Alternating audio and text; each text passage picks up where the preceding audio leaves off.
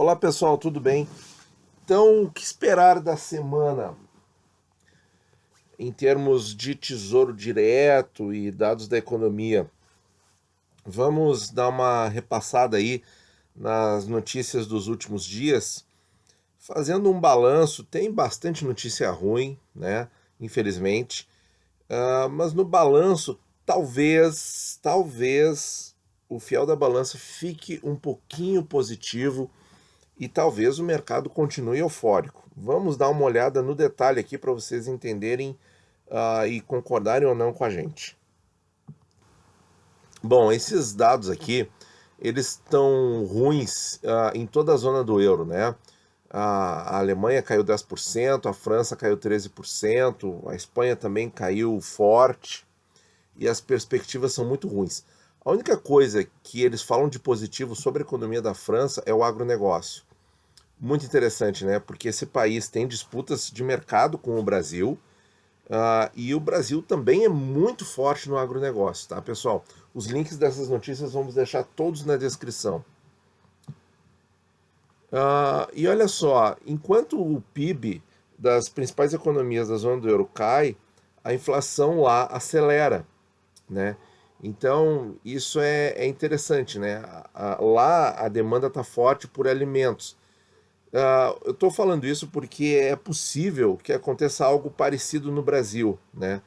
A pressão em demanda em setores específicos da economia, podendo aumentar a inflação, tá? Então, pistas disso acontecendo na zona do euro, eu acho que os brasileiros têm que ficar atentos quanto a isso, certo?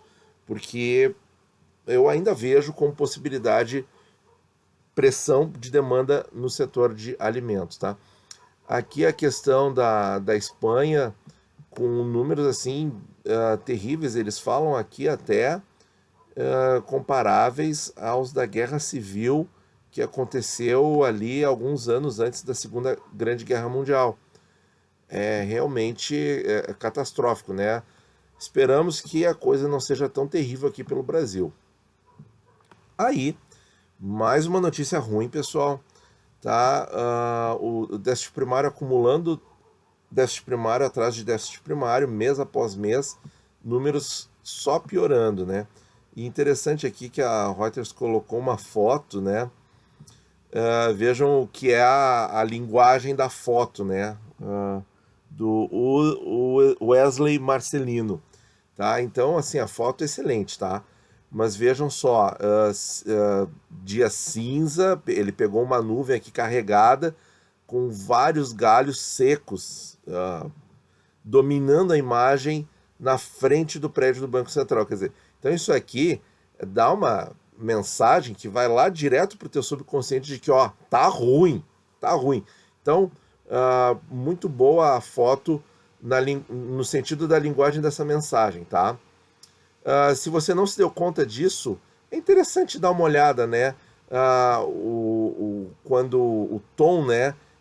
Então, assim, as fotos, as ilustrações, junto com uma notícia pesada, então fazem realmente o leitor entrar em baixo astral com isso aqui, tá? Muito bem. Então, assim, gente, eles falam aqui do rombo 3 vezes maior que no ano de 2019 e tal. Então tem vários percentuais ali, números bem complicados mesmo, tá? Então isso aqui está dentro das notícias negativas, mas o mercado só registra a queda nas taxas de juros no Brasil, né? Os títulos públicos cada vez mais caros. Então, gente, isso aqui talvez, provavelmente, quem sabe, o mercado já tenha precificado, já tenha assimilado isso aqui, já sabe que vai ser isso aí, né? Tem também o painel de gastos da Covid, né, nos sites aí do governo brasileiro, que vocês podem dar uma olhada lá e a coisa tá progredindo, tá? Já foi mais da metade do previsto dos 500 e alguma coisa bilhões, então, pelo que tá lá, isso aqui até eu diria que já é previsto, assim. Bom, e agora, indo assim para uma transição para aspectos mais positivos, nós temos isso aqui, ó, a produção de petróleo no Brasil sobe 10% em junho, Mas ao longo da matéria, eles citam aqui comparativos com meses do ano de 2019. Então, assim, não é só uma recuperação pós choque inicial da pandemia, não. Tem comparativos aqui, ó, um aumento de produção, por exemplo, de 17% frente a junho de 2019. Então, eu considero esse dado aí altamente positivo. Quer dizer, o Brasil, em alguns setores, ainda está muito produtivo, certo? Aqui, ó. Minério de ferro registra quinto ganho mensal na China. Isso aqui também é positivo. Por quê? Porque vocês sabem a Vale, né? Vocês sabem as siderúrgicas brasileiras. O Brasil exporta muito minério de ferro para a China, certo?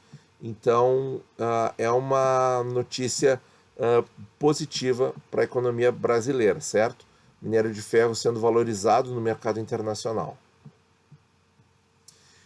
Sobre a reforma tributária, gente, temos notícias positivas aqui nessa área, tá?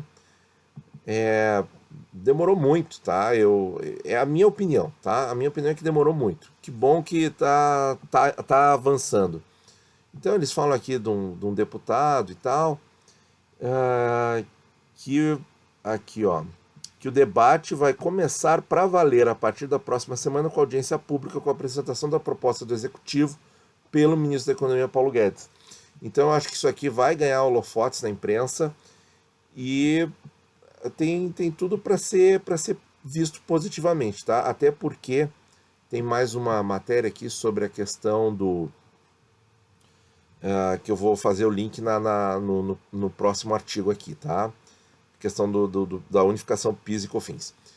Aqui, gente, para quem acredita que o Brasil está exagerando demais na queda das taxas de juros, não. Isso aí, os países que estão com a economia mais estável na América Latina, Brasil, Colômbia, México, Chile e tal, estão praticando taxas bem baixas, né?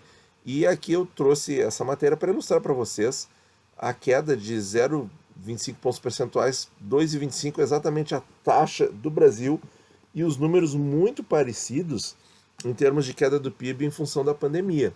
Tá? Depois vocês deem uma conferida na matéria. Então, realmente, é que a América Latina vive contrastes, né? Nós temos, assim, uma ponta de países indo muito mal economicamente, Venezuela e Argentina, né?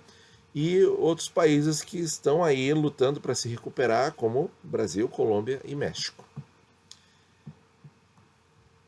Bom, isso aqui, pessoal, a Fitch corta a perspectiva para rating dos Estados Unidos de estável para negativa.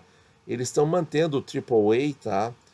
Mas negativo. E eu só tô colocando essa manchete para vocês, que, né, muitos têm dólares e pensam em dólar e aquela coisa toda, e eu continuo com a mesma opinião de sempre sobre o dólar, que o dólar é só seguro, tá? Por exemplo, tem pessoas que acham que tem que ter um terço da carteira em dólar. Eu não sei, sabe? Não sei, porque, por exemplo, essa perspectiva de rating negativa para os Estados Unidos, a pergunta que vem é o seguinte: qual é o impacto para o longo prazo? Porque assim, ó, o dólar como instrumento de especulação para curto prazo, tranquilo, sem problema. Dólar como instrumento de hedge, de proteção para a carteira, tranquilo, sem problema. Agora, dólar para longo prazo, investir um terço da carteira em dólar, né? Alguns youtubers por aí recomendam isso. Eu questiono bastante, especialmente para o longo prazo. Uma das notícias aí que corrobora o nosso questionamento é isso aqui. Perspectiva negativa para o rating dos Estados Unidos pela Fitch. Tá, pessoal? Olha aí, ó. Quer dizer, ah, por quê? Porque eles não estão vendo um plano de recuperação fiscal. Aqui, ó. Ah, existe o risco crescente de os formuladores de políticas dos Estados Unidos não consolidem as finanças públicas o suficiente para estabilizar a dívida pública depois que o choque da pandemia tiver passado. Essa é a preocupação deles, tá? Então, isso aqui é reversível? Claro que é. Mas fica a questão.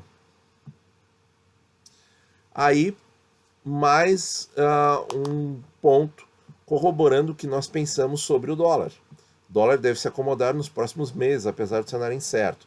E aí eu destaco um ponto aqui, que é assim, ó, o Brasil não tem corroborado a expectativa de piora. Olha aí que interessante, pessoal.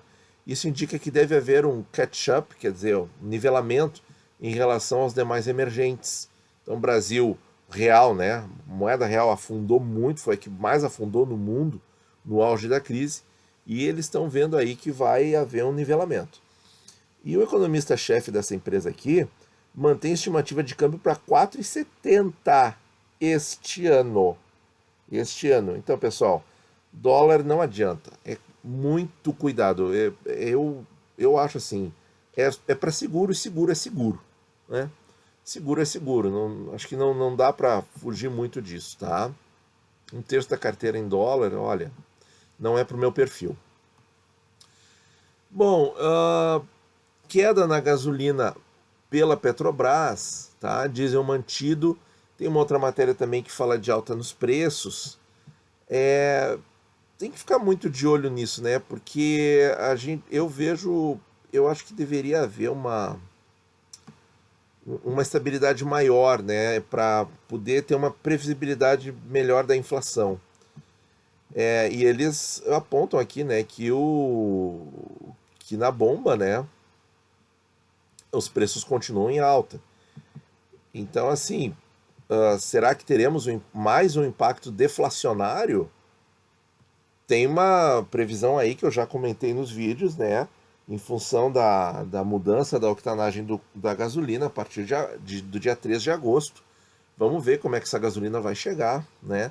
E aumentos. Então, dados um pouco conflituosos, digamos assim.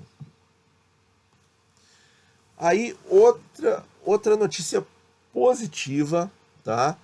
Da Moody's dessa vez, falando que o Brasil pode sair melhor do que os outros emergentes.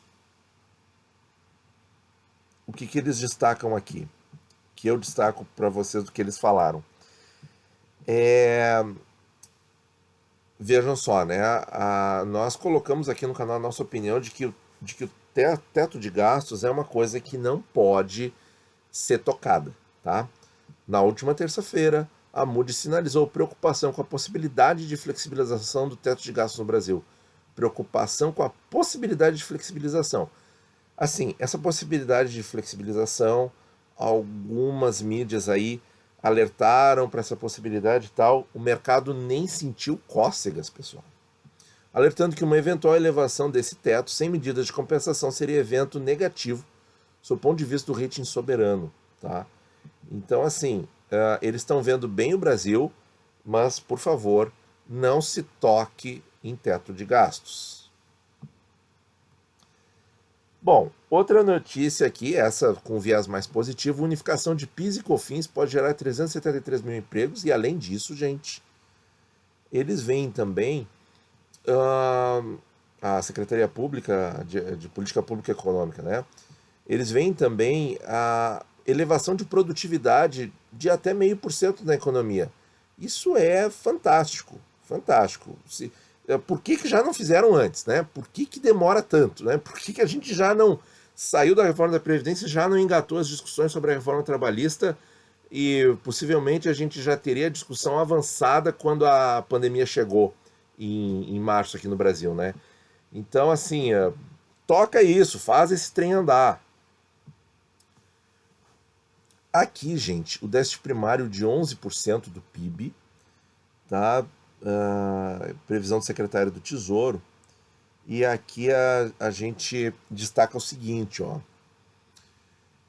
Que essas projeções, né, que são bem fortes, né? Então, assim, porque eu estou tentando compreender e traduzir para vocês por que o mercado de títulos no Brasil está tão otimista assim, tá? Depois nós vamos ver no detalhe isso aí também. Porque assim, ó, vem um número catastrófico desses, e aí já tem aí 94,7% do PIB, a dívida em relação ao PIB, aquele indicador, vocês se lembram?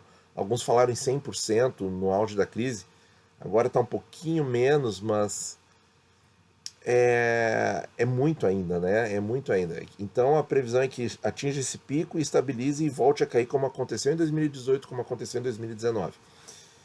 E aí, pessoal, o que, que eu trago assim que ameniza um pouco a notícia ruim?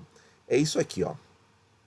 As projeções não consideram uma eventual ação do Banco Central para impactar esse indicador, como, por exemplo, venda de reservas internacionais ou eventual repasse de parte dos ganhos registrados com operações cambiais. Então, pessoal, olha aí, ó. Ah, assim, a gente viu muita gente preocupada e tal, com a disparada do dólar, aquela coisa toda, o Banco Central tendo que agir no mercado, aquela situação. E não, ó, houve ganhos registrados nas operações cambiais. Então, pessoal, não está tudo perdido, tá? O secretário reforçou na comissão o compromisso do governo com o teto de gastos, ufa, frisando que a regra é a única âncora fiscal do governo para 2020. O teto de gastos será mantido em sua íntegra. Todos os programas que estão sendo desenhados levam em conta essa premissa, afirmou. É a super âncora fiscal, acrescentou. Olha, a gente ficou aliviado de ler isto, tá? Muito bem. Sobre esse assunto. Então é sobre a nota de 200 e os caras botam a foto das moedas de R$ 1, tá? Não que eu não goste das moedas de R$ 1, especialmente as colecionáveis, mas eu gosto bastante, mas ele tá falando de nota de 200, né? Haverá menos gasto com produção de dinheiro. Pessoal, eu continuo achando que é só isso, tá? Não tem por que outra coisa. Tá, tem um problema sim. Ah, teve um comentário de um de vocês que falou do amigo que é Uber e tal, e que ele ia mostrar o meu vídeo pro amigo que é Uber. Bom, mas aí pro amigo que é Uber eu acho que é um problema, né? Porque vai chegar lá o passageiro querendo pagar com uma cédula de 200 para uma corrida de 6, 7 reais. Ah, vai ser complicado, né? Bom, e pessoal, para encerrar aqui a nossa sessão de notícias, que já se prolongou bastante, mas eu tenho feito esse vídeo de notícias assim uma vez por semana, tá? Então eu peço a compreensão de vocês. AstraZeneca sobre testes da vacina contra a doença, né? Dizendo que até agora tudo bem, eles já estão em fases de teste de larga escala. Isso é muito bacana, tá?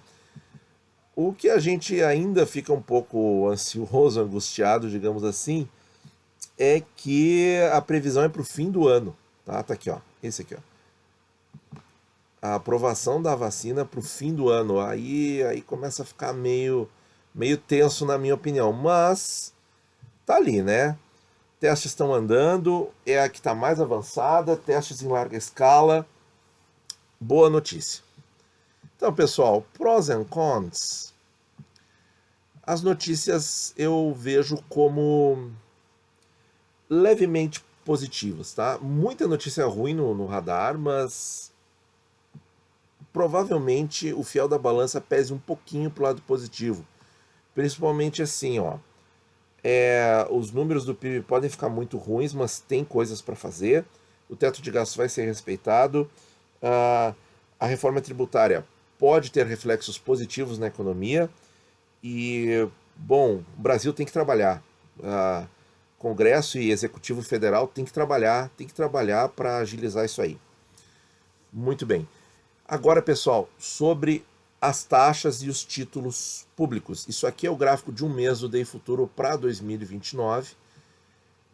Vejam assim, semana passada eu falei num provável túnel, que é essa zona aqui, ó, que não se confirmou, porque continua a queda.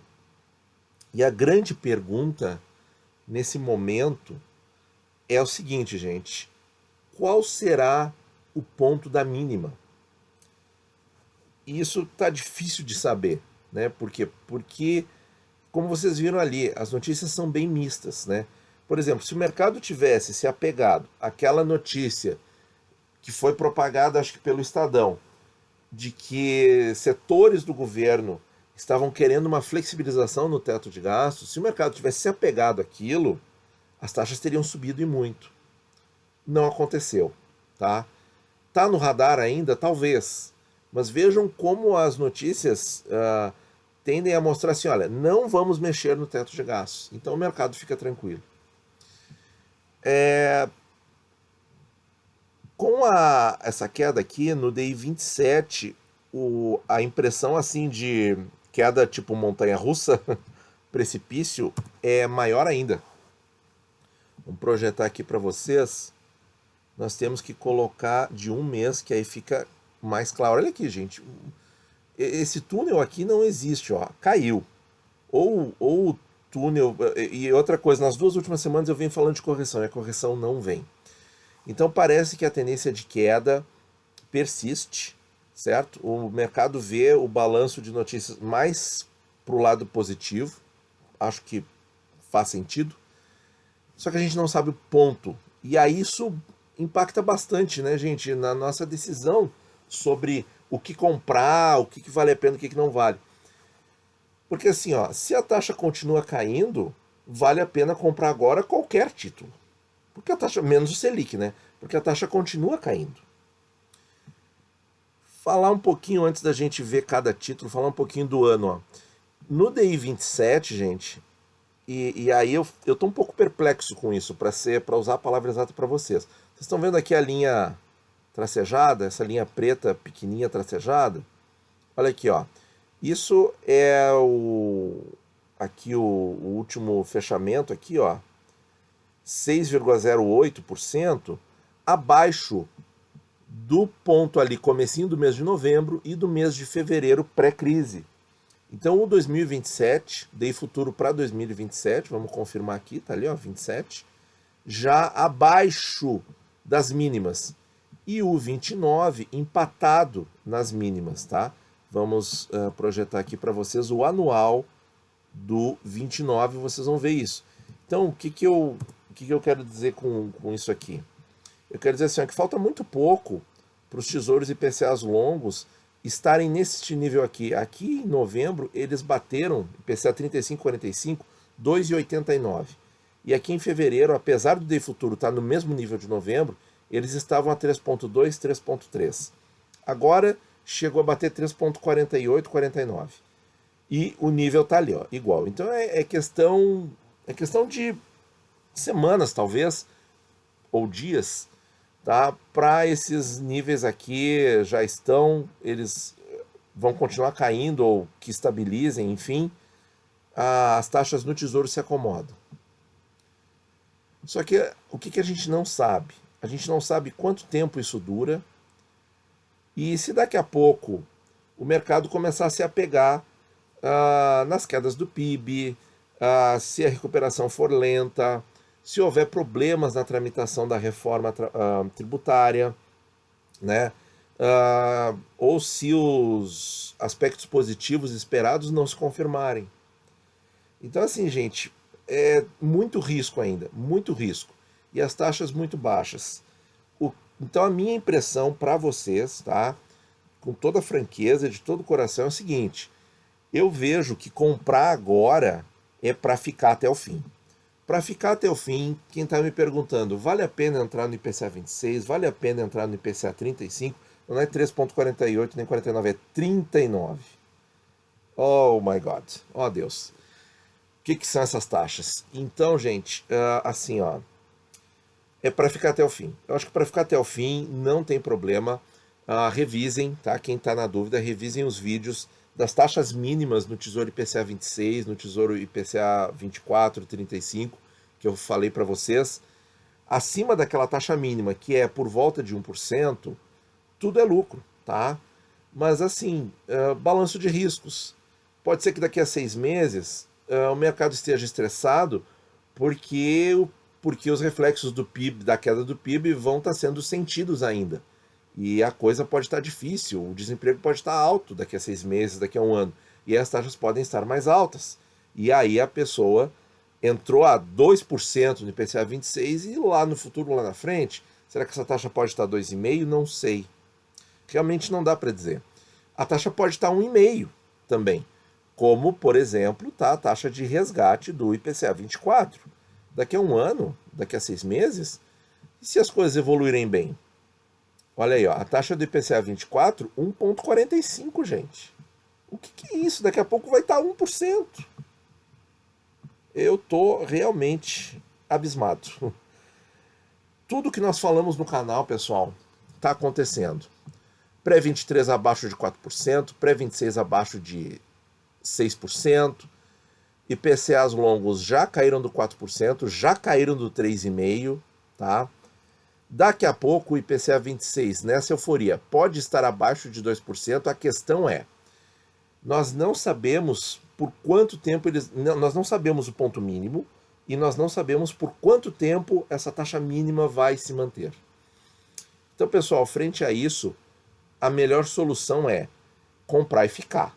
Comprar e ficar, certo? Esperar ganho na marcação a mercado agora, acho que a porta está praticamente fechada. Claro, por que eu digo isso? Porque eu não sei a mínima. Tá? Ninguém sério, ninguém responsável vai dizer para vocês, ah, não, a taxa mínima vai ser tanto. Não dá para afirmar isso. Se a taxa mínima for 2,89, como foi em novembro do ano passado, isso voltar agora ao longo de agosto, setembro, outubro, de repente os números da pandemia melhoram e acontece isso, bom, então temos um radar aí, tá? Em que as taxas podem ir para isso, talvez o IPCA 26 menos em torno de 1,7, 1,6, os IPCAs longos a 2,9. É possível, mas pode não acontecer. Daqui a pouco, como eu falei, o mercado se apega às questões do PIB, às questões da dívida pública que está aumentando, e se, por exemplo, ganhar força na questão da administração federal, ganhar força essa ideia de flexibilizar o teto de gastos. Aí, pessoal, aí vai ser terrível, né? Aí as taxas voltam a subir e aí quem comprou agora vai amargar vários meses de marcação a mercado negativa. Por isso que eu estou dizendo, é comprar para ficar. Então, assim, ó, quem comprou aí em março, abril, maio, tesouros IPCAs acima de 4%, tá? Eu comprei e não tem motivo que me faça resgatar esses papéis. Não tem motivo, certo? Mesmo com tudo de ruim que eu citei nesse vídeo, não tem motivo para eu me desfazer desses papéis, tá? E eu recomendaria para vocês também. Pensem muito bem antes de se fazer de um tesouro IPCA longo acima de 4%. Quem quer fazer esse movimento, quer ganhar, né, na marcação a mercado, quando, por exemplo, o título bater 3%, o que eu acho que está no radar, eu recomendo o seguinte, e quer continuar fazendo aportes, faça aportes em contas separadas, tá? Em corretoras diferentes, ou observe muito bem as datas, né? Porque as compras de agora, tá, vão estar com taxas muito baixas e as compras dos meses anteriores vão estar com taxas melhores, então tem que observar muito bem para você, pretendendo fazer um ganho na marcação a mercado de um título em março, por exemplo, comprado em março, e aí você vende tudo, incluindo compras realizadas em julho e agosto, aí você pode estar vendendo títulos com prejuízo na marcação a mercado também. Então tem que prestar muita atenção nessas datas e tem que observar também assim, o mais tranquilo para fazer é separar o investimento, entre aspas, especulativo para o investimento para longo prazo. O investimento para longo prazo, então, ficar em outra corretora, tá? Bom, pessoal, meia hora de vídeo. Ficou muito longo, mas eu acho que esses dados são muito, muito importantes, porque a gente está vivendo dias assim de euforia no mercado de juros, taxas extremamente baixas, e tem que ter muito cuidado para entrar nos papéis agora. Quanto a manter para mim é a conduta, é a melhor diretriz de investimento no momento, manter, casado até o vencimento, e era isso. Bom, pessoal, muito obrigado por ouvir, bons investimentos a todos. Olá, pessoal, o conteúdo já acabou, mas se você for novo no canal, vale a pena ficar mais um minutinho comigo. Eu vou mostrar para vocês aqui como explorar melhor os conteúdos. Entrem aqui em playlists, que tem muitas coisas legais, certo?